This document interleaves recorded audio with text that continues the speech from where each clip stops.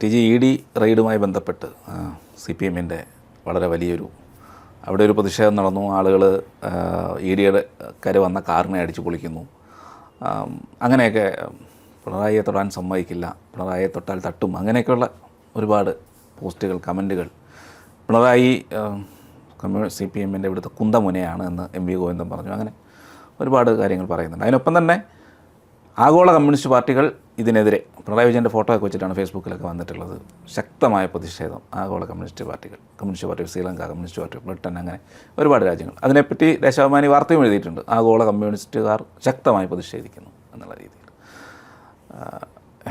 എനിക്ക് മനസ്സിലാകാത്തത്, പിണറായി വിജയനെതിരെ എന്തെങ്കിലും കേസുണ്ടോ? ഇല്ലല്ലോ, ഒരു കേസും ഇല്ല ആ മനുഷ്യൻ്റെ എതിരെ. പിന്നെ എന്തിനാണ് ഈ ബഹളം വയ്ക്കുന്നത്? അങ്ങേരുടെ മകൾക്കെതിരെയുള്ള കേസാണ്.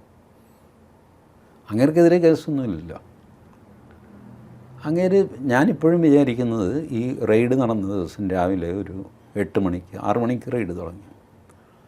8 മണിയൊക്കെ ആയപ്പോൾ 7:45 ചാനലുകാരൊക്കെ അറിഞ്ഞ് 8 മണിക്ക് അവിടെ തടിച്ചുകൂടി.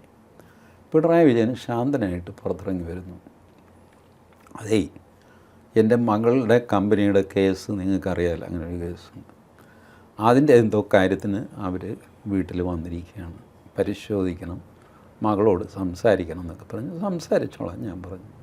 അല്ലാതെ ഇവിടെ വേറെ വിശേഷമൊന്നുമില്ല, എന്നെ ആരും ഒന്നും ചെയ്തിട്ടില്ല, നിങ്ങൾ വെറുതെ ബഹളം വയ്ക്കാതെ വീട്ടിൽ പോക്കോ, മനസ്സിലായി?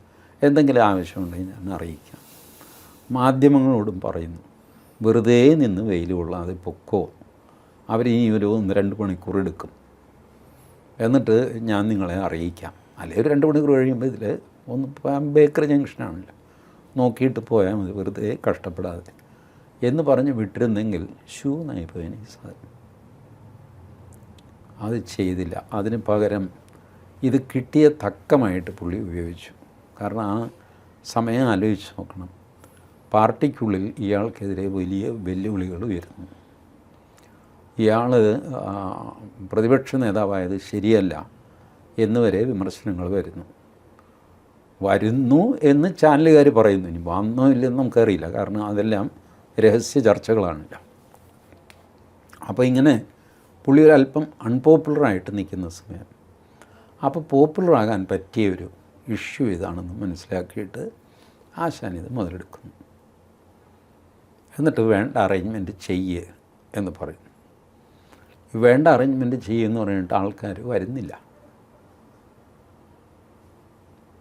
അല്ല, പാർട്ടി തീരുമാനിച്ചതാണ്. ഏത് പാർട്ടി എപ്പോൾ തീരുമാനിച്ചതാകെ ആളുകൾ വരുന്നില്ല. എന്നിട്ട് ഇവർ അവൈലബിൾ സെക്രട്ടേറിയറ്റ് കൂടി എന്നൊരു വാർത്ത പടച്ചു വിട്ടു. സെക്രട്ടേറിയറ്റ് കൂടിയോ ഇല്ലെന്നറിയില്ല. അവൈലബിൾ സെക്രട്ടേറിയറ്റിൻ്റെ തീരുമാനമനുസരിച്ച് എല്ലാ ജില്ലാ കമ്മിറ്റിയൊക്കെ അറിയിച്ചിട്ട് തിരുവനന്തപുരം ജില്ലാ കമ്മിറ്റിയെ പ്രത്യേകം അറിയിച്ച് അങ്ങനെയൊക്കെയാണ് ആൾക്കാരെ തടുത്തു കൂട്ടി കൊണ്ടുവരുന്നത്.